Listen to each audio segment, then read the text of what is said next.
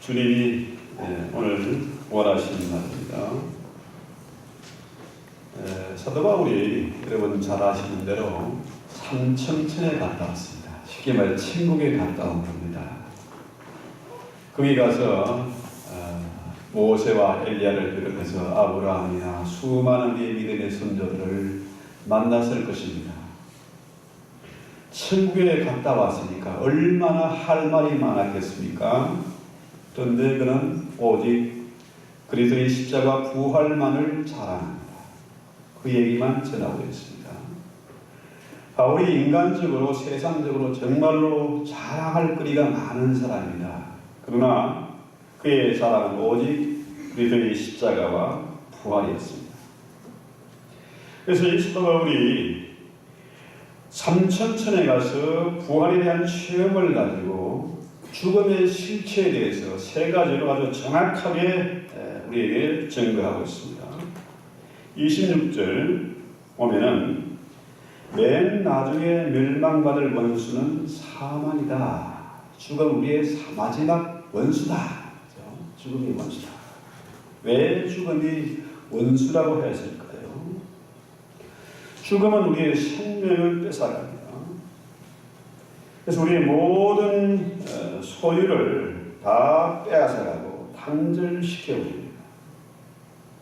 뿐만 아니라 부모님과 형제와 부부 사이나 친구 사이의 모든 사람들로부터 관계를 단절시킵니다. 왼수입니다, 죽음이. 이 죽음이 삶의 모든 의미를 파괴시키고 소망과 우리의 꿈을 깨버립니다. 그러므로 죽음은 우리의 마지막 원수라고 말할 수밖에 없습니다. 또 53절에 보면은 이 죽을 것이 죽지 아니함을 입을 것이라. 이 썩을 것이 반드시 썩지 않을 것을 입겠고 죽을 것이 죽지 아니함을 입을 것이다. 그렇죠? 이 썩는다는 것은 뭡니까? 죽음은 우리를 썩게 만듭니다.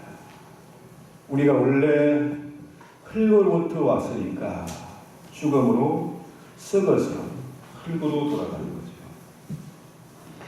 거죠. 천천히 썩거나 늦게 썩거나 결국은 한 줌의 티끌로 남는 것입니다. 그러므로 여러분의 가까운 사람들이 아무리 훌륭한 사람, 대단한 사람, 잘난 사람이라 할지라도 죽으면 가루로 들어가서 결국은 썩고 마는 것이죠. 세 번째로는 55절에 사망아 너 쏘는 것이 어디 있느냐, 너 이기는 것이 어디 있느냐. 사망은 쏘는 것입니다. 그래서 이 쏘는 것의 본질은 죄다. 이 죄의 본질, 죽음의 본질이 죄라는 거죠. 죄 때문에 인간에게 죽음이 찾아오게 됐습니다. 이 죽음이라는 것이 지옥이 되었죠. 사람이 살아있을 때는 햇빛을 보고 살아갑니다. 그렇죠? 햇빛이 없으면 캄캄하고 모든 생물이 살 수가 없죠. 그런데 죽으면은 햇빛을 볼 수가 없습니다.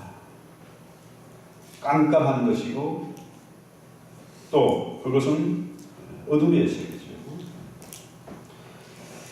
자, 미국에서 수없이 총기 사고가 발생을 합니다. 이 건샷, 이 문제가요. 이 건 컨트롤이 아무리 사람들이 그걸 만들어라 총기를 뺏어라 하지만은 이게 안 되죠. 이 총으로 사람을 쏜, 또 전쟁이 나면 총이나 활로 사람을 쏘는 거죠. 그래서 우리 삶이 내일 어떤 일이 있을지 몰라요. 극장에서도 붕 하는 거 있고, 심지어 예배당에 와서도 학교에서도 총을 쏩니다. 이 죽음이라는 것이 쏘는 것이다. 아픕니다. 총을 맞든지 활을 맞든지 아픈 고통이죠. 이 죽음이 얼마나 아프고 무서운지 사람들은 죽음을 가장 무서워합니다. 그래서 사단은 이 죽음을 무기로 삼아서 우리를 급박하고 노예로 끌고 다니는 거죠. 이 죽음의 노예, 사단의 노예가 돼서 살아가는 정말로 슬프고 아픈 현실입니다. 문제는 어느 누구도 이 죽음의 문제를 해결하는 사람이 없습니다. 그러나 우리 주님은 죄와 사망의 권세를 이기고 지옥문을 부수고 부활하셨습니다. 할렐루야. 아멘. 그분이 부활하셨어요. 자, 예수님 당시에 사람들은 그가 진짜 하나님의 아들이냐 여기에 상당히 관심이 많았어요. 히브리인들이 바라는 메시아, 이 메시아는 원수를 물리치고 노예 상태에서 해방을 시켜줄 그런 구원자, 그 하나님의 아들을 기다렸습니다. 이 메시아를 기다린 거죠. 왜? 그들은 너무나 고통스럽고 소망이 없었기 때문에 정치적인 메시아를 기다렸는데 예수라는 사람이 나타난 겁니다. 예수는 그 당시에 역사적인 인물이었잖아요. 제가 유튜브에 간단하게 기록해 놨는데요. 자, 예수 그리스도가 이 땅에 2000년 전에 오신 겁니다. 그 확실한 증거가 역사가 AD와 BC로 나누어져 있잖아요. 비단 기독교에만, 기독교 국가만, 기독교인들만 서기를, AD를 사용하는 것이 아니라 불교권이나 이슬람권이나 힌두교나 다 예수의 탄생을 기점으로 역사를 구분하는 것입니다. 그 당시 예수님 주변의 사람들은 이 예수가 역사적인 인물이었다. 여기 아무도 의심하는 사람이 없었어요. 그러잖아요. 저놈은 나사렛 촌놈에 불과하다.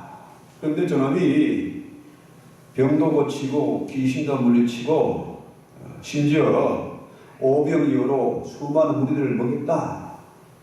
저게 혹시 사기꾼은 아닌가? 이단은 아닌가? 여기에 관심이 있었지. 그가 귀신이다, 유령이다, 저 헛것이다 이렇게 생각하는 사람 아무도 없었어요. 예수는 분명히 역사적인 인물이었습니다.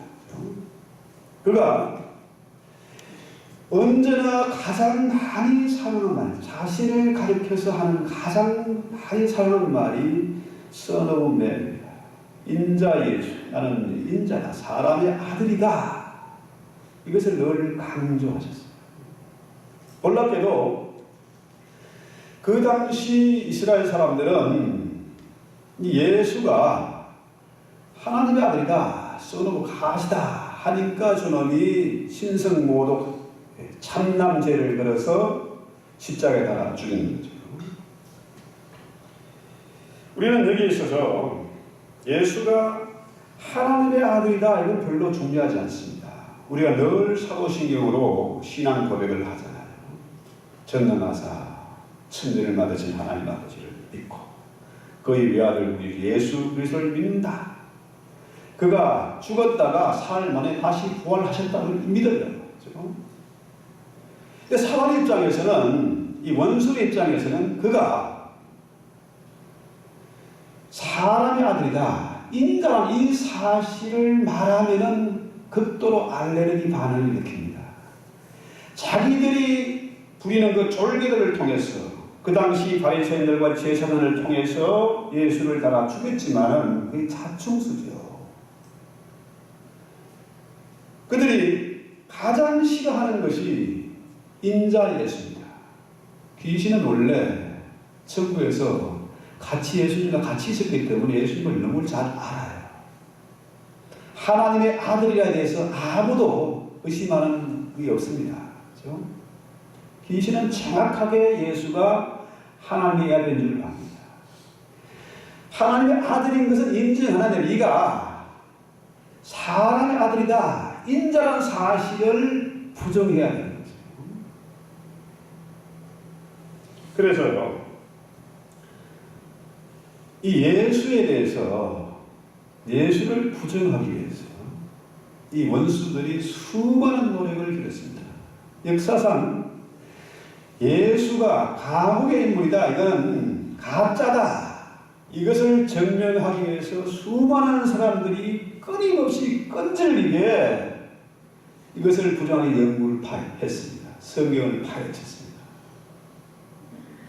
예수를 부인하기 위해서 끈질기게 달라붙은 사람, 그런 놈들 치고 한 놈도 예수의 전도자가 되지 않은 사람이었습니다. 한 사람도 성공하지 못했습니다.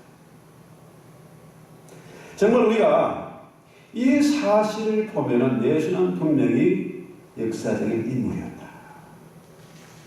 핍박자라는 책을 보면요, 옛날 그 구소련의 KGB용으로 예수를 핍박하는 사람들이 얘기가 있습니다. 이 사람이 KGB용으로 일을 하면서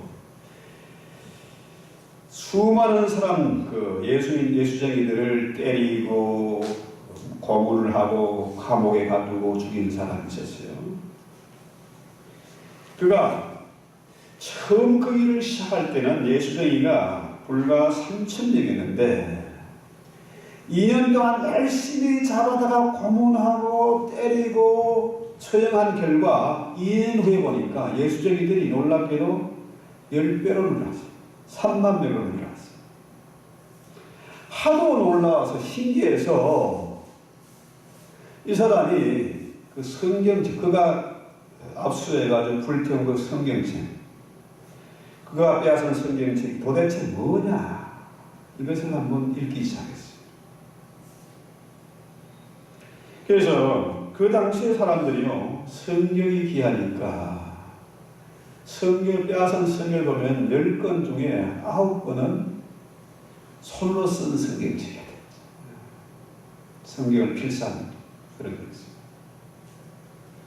그래서 이 사람이 그 성경을 읽다가 그도 예수쟁이가 되고 말았습니다. 열렬한 예수 전도자가 됐어요. 여러분 혹시 성경 필사 한 번도 해본 분이 계십니까? 제가 이 서치 테이프를 쓰다 보니까 영어 타이핑 속도가 너무 느려가지고 한번 해보려고 합니다. 타이핑을 한번 성경 쓰기를 한번 완성해보려고 합니다. 이 성경이 능력이 있습니다. 생명이 있습니다. 이 성경이 사람을 변화시킵니다. 자, 해마다 부활절이 되면은 새벽에 연합 예배를 드리고 또 부활절 특별 예배를 드리고 음악회를 하고 하지요. 예수님이 부활하셨습니다. 이거 우리가 다 아는 사실이에요. 또 사도행전을 통해서 날마다 우리가 예수의 부활을 신앙 고백합니다. 문제는 예수의 부활을 알고 다 압니다. 다 알고는 다 믿는다고 그래요.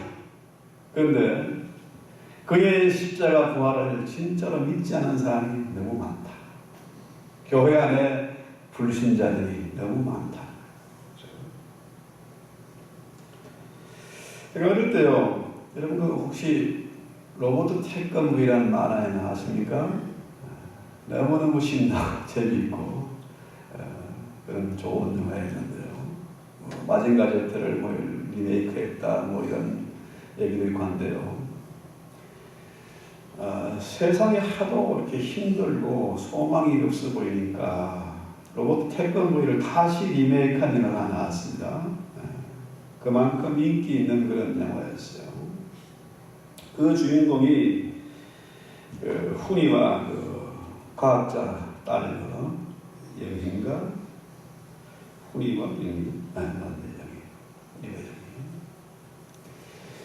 로버트 태권브이 그 재원을 보면요, 키가 56m, 무게가 작아지 1,400톤, 그 파워가 890만 킬로와트, 엄청난 겁니다. 그런데 로봇 태권브이 로봇가 그냥 있으면은 별 쓸모가 없어요. 그런데 후이와 여기가 타는 제공부라는 비행기, 조그만 비행기겠죠. 그거를 타고 들어가서 태권브이가 딱 합체가 되면은 그때부터 이제 계획을 발휘하는 거죠. 그래서 이 제비를 타고 우리가 내려가서 여기에 딱 조종실에 들어가면은 이 신기한 게 뭐 특별한 조종실이 필요한 게 아니라 이놈이 우리가 원래 태권도 세계 챔피언 아닙니까? 태권도로 이제 적을 제압하는 겁니다. 우리가 마음만 먹으면 이 뇌파를 통해 가지고 마음만 먹으면은 원하는 대로 이 로봇가 움직이는 거죠. 그래서 엄청난 힘을 발휘하는 거죠. 혼혈일체로 동작을 하는 거죠. 이 로봇 태권브이가 후리의 태권도 실력을 그대로 발휘하는 겁니다. 어마어마한 이 괴물이 덩치가 큰 힘을 발휘하는 거죠. 좀 이상한 얘기를 했습니다만은 부활신앙이란 뭘까요? 부활은 이 교회의 머리는 그리스도예요. 이 머리는 그리스도입니다. 그 다음에 교회는 그리스도의 몸이라는 거죠. 이 교회가 아무리 덩치가 크고 교회가 돈이 많고 숫자가 많아도요, 예수님이 없으면 그건 소용없습니다. 이 고물에 불과한 거죠. 그러잖아요. 그런데 이 교회를 통해서 우리가 예수의 부활을, 십자가 부활을 믿기만 하면은 우리는 어떻게 됩니까? 그리스도의 몸이 되는 거예요. 교회를 통해서 그리스도의 몸이 되는 거예요. 자, 그리스도란 말은 뭡니까? 그리스도는 혼자서는 그리스도가 될 수가 없어요. 예수 그리스도, 이것은 뭡니까? 그리스도는 교회의 머리가 되시고 교회의 신랑이 되시는 겁니다. 만약에 교회가 없으면 그리스도는 호레비, 이건 참 볼품없고 형편없는 추한 거죠. 그러나 교회가 그의 신부이고 이 교회가 너무나 아름답고 한눈에 반할 만큼 아담이 하와를 보고 반한 것처럼 교회를 너무너무 사랑하시고 그와 결혼해서 합체가 됐기 때문에 그가 예수 그리스도가 됩니다. 교회가 없으면 그리스도가 될 수가 없고 이 교회가 그리스도가 없으면 이 교회는 쓸모없는 것이다. 그래서 부활신앙이란 뭡니까? 바울이 고백한 것처럼 내가 그리스도의 십자가에 죽고 그가 부활하심으로 내가 그와 함께 사는 거예요. 내 안에 예수가 사는 거예요. 내 심장이, 내 마음이 그리스도로 바뀌는 겁니다. 이게 엄청난 신비 중의 신비잖아요. 그죠?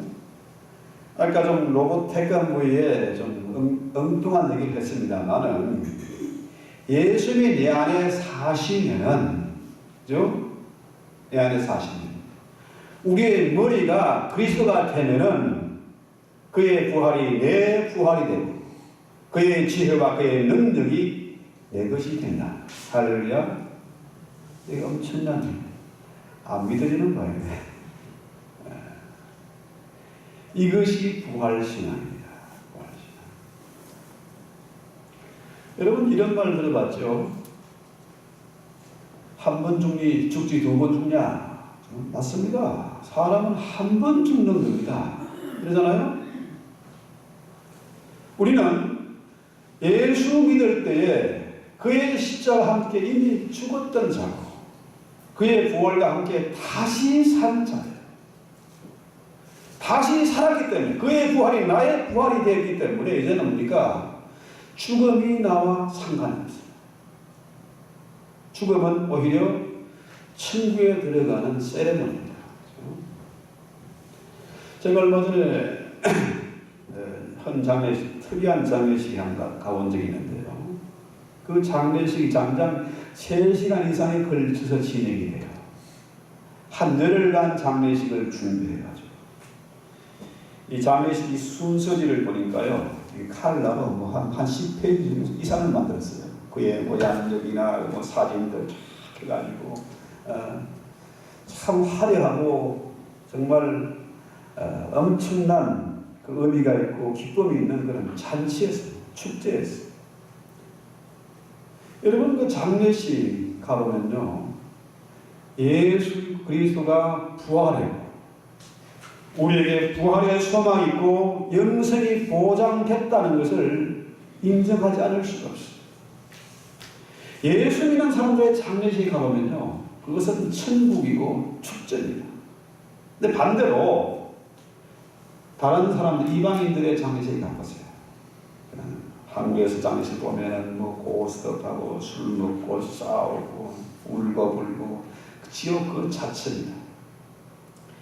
아까 말씀드린 그 장례식에서는요, 많은 사람들이 나와서 그의 양력을 소개하고 감격하고 눈물을 흘리고 심지어 그 부인도 남편이 죽어내 그 부인이 나와서 춤을 추면서 노래하더라고요.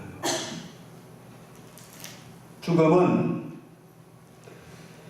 이방인들의 죽음과 달리 우리는 이미 죽었기 때문에, 이미 예수의 영원한 생명이 있기 때문에 죽음은 천국에 가는 세레모니에 불과하다는 거죠.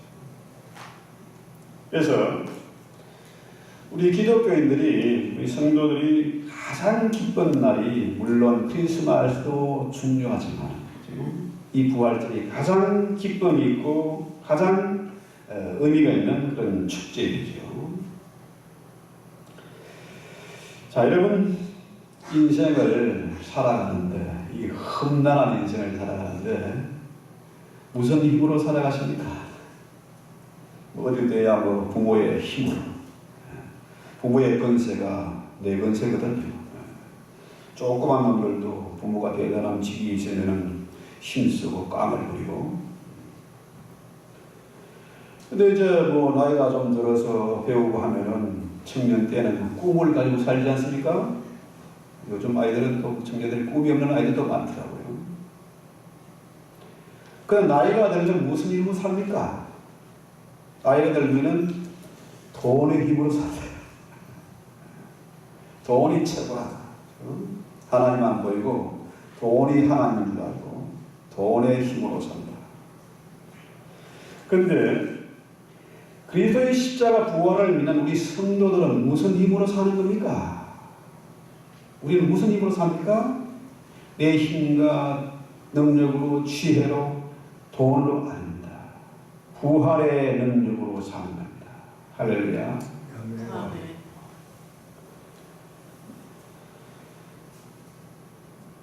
그래서 예수 그리스도의 부활이 우리의 소망이 되고 능력이 되는 거죠. 문제는 이 부활을 믿지 못하는 사람은 항상 죽음을 두려워합니다. 죽음이 쏘는 것이니까 얼마나 아프고 무섭겠습니까? 그러니까 죽음 앞에서 혼자 안 주려고 말로 그냥 머리 치잡고 안 놓는 사람이 있대요. 개성을 지고 너무너무 무서웠어요. 한국 사람들이 죽음에 대해서 아주 극도의 공포감이 있잖아요. 큰 빌딩에 가면 엘리베이터에 4층 표시가 없어요. 뭘 해놨습니까? F. 심지어 병원에는 4층 자체가 없어. 3층 단 5층. 그 아라비아 숫자 4가 그 죽을 사자 의미가 있다고 생각해가지고 4자를 없애버렸어. 나는 세상에서 그 무서울 것이 전혀 없는 사람이다. 큰 소리 뻥뻥 치는 그런 사람도요, 막상 사형 언도를 갖고 나면 한 달도 안 가서 머리가 하얗게 바뀌는 색깔이에요. 그만큼 죽음은 두려워. 그런데 오늘 보면 57절에 보면 성경 한번 띄워보세요. 우리 주 예수 그리스도로 말미암아 우리에게 승리를 주시는 하나님께 감사하노니. 자, 죽음이 우리를 어쩌지 못하고 예수 그리스도로 말미암아 우리에게 승리를 준다. 여러분, 물고기는 물에 살지요. 그래서 물고기의 생명은 뭐가 좋아하는 물입니다. 물이 없으면 물고기는 살 수가 없어요. 사람은 공기를 숨을 쉬고 살죠. 공기가 없으면 죽음이고 숨 쉬지 않으면 죽음이죠. 그러면 우리 생명이 공기에 있습니까? 아닙니다. 우리는 예수의 부활과 함께 다시 사는 부활의 그 영생의 복을 받은 사람들입니다. 그런 것들이 우리의 생명을 주관하지 못한다. 그래서 이 바울은 실제로 삼천천에 올라가서 부활을 체험해 보았습니다. 천국에 가보니까 너무너무 좋아서 정말로 세상의 어떤 말로도 표현할 수 없을 만큼 너무 좋은 거야. 그래서 그가 살아있는 동안에 대단한 그 열정을 가지고 복음을 전했습니다. 매를 맞고 감옥에 갇히고 고문을 당하고 별짓을 다 해도 그의 열심을 아무도 막을 수가 없었어요. 왜? 그가 부활의 생명을 얻었기 때문에, 그리스도의 열심히 그를 사로잡고 있었기 때문에, 심지어 내가 이 부활의 생명을 전하지 않고는 나에게 화가 미칠 것 같은 그런 마음이 있었기 때문에 그는 복음을 전도했습니다. 죽음을 두려워하지 않고 교회를 세우고 복음을 전도했습니다. 이런 사람은 세상이 감당치 못하는 것입니다. 히브리서에 보면은 그런 사람들 얘기가 나오잖아요. 그가 이 믿는 자들이 세상이 감당치 못하는 자, 천지를 진동시키면서 복음을 전하고 교회를 세워갔습니다. 로마에 가는 카타콤이 있죠. 그 카타콤 뭡니까? 초대교회 성도들이 땅 속에다가 땅을 파서 거기에 무덤을 만들고 거기서 생활을 하면서 거기서 교회를 만들고 학교를 만들고 숨어서 생활했습니다. 성도이 옆에 있는 사람 죽으면 그 사람을 또 옆에를 파가지고 무덤을 만들고 그게 생활했어요. 왜? 로마의 박해가 엄청나기 때문에. 그럼에도 그들은 부활의 그 생명이 있었기 때문에 복음을 전하지 않고는 견딜 수 없는 마음이 있었기 때문에 지하에 살면서도 로마의 왕족과 귀족들을 상대로 복음을 전도했고 마침내 로마가 기독교를 인정하지 않을 수가 없었습니다. 바로 부활의 신앙입니다. 흔히들 부활 얘기를 하면요, 그 말도 안 되는 얘기 가짜다 그랬잖아요. 옛말에 그 습담 이런 말 있지 않습니까? 거짓 풍문은 70일도 못 간다 하잖아요. 만약에 예수의 그 부활이 가짜였다고 하면은 어떻게 2000년 동안을 그 진실을 파헤치내지 못했을까요?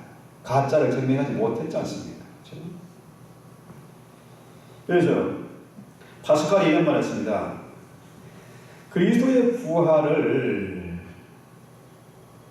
흔히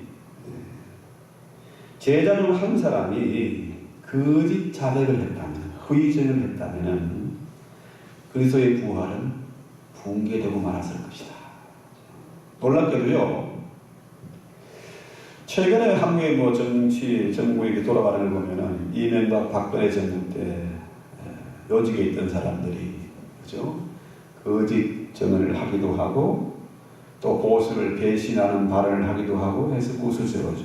일곱 같으면 그 할복자들할 사람들인데, 그렇죠?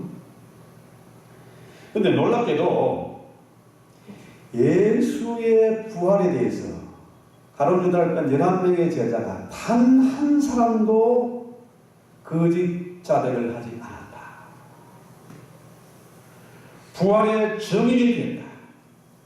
끝까지 믿음을 지키고 부활의 생명을 전하다가 순교를 했다. 그래서 이 부활을 믿는 사람은 죽음이 두렵지 않습니다.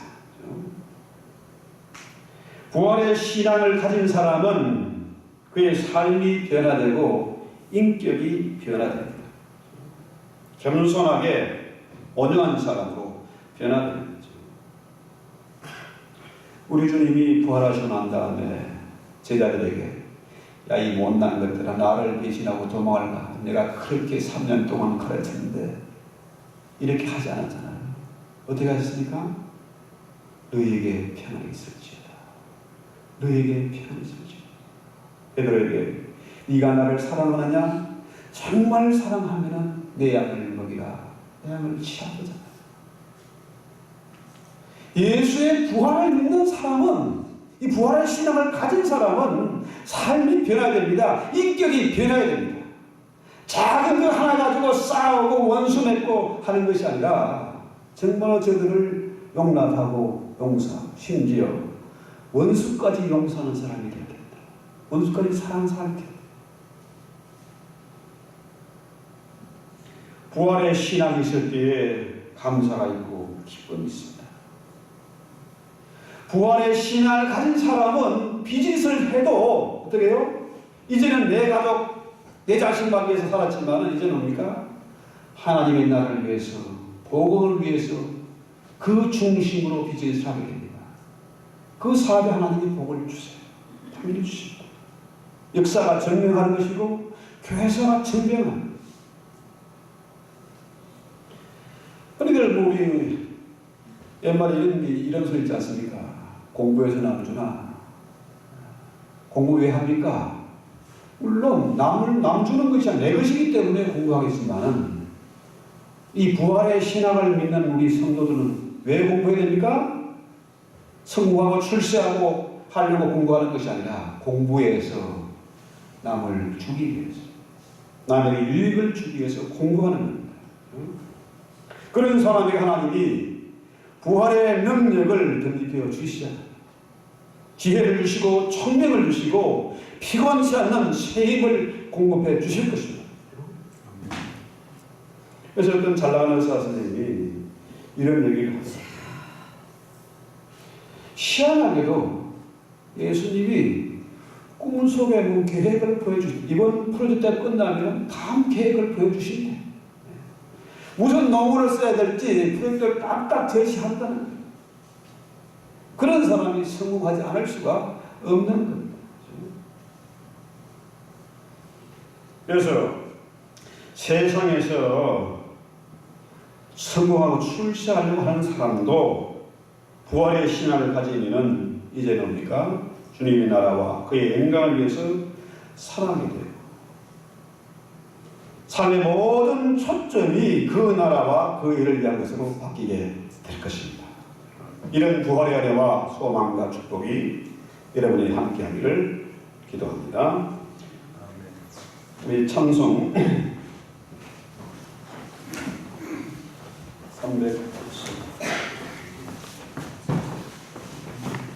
386장 찬송하면서 승찬 시간 주겠습니다.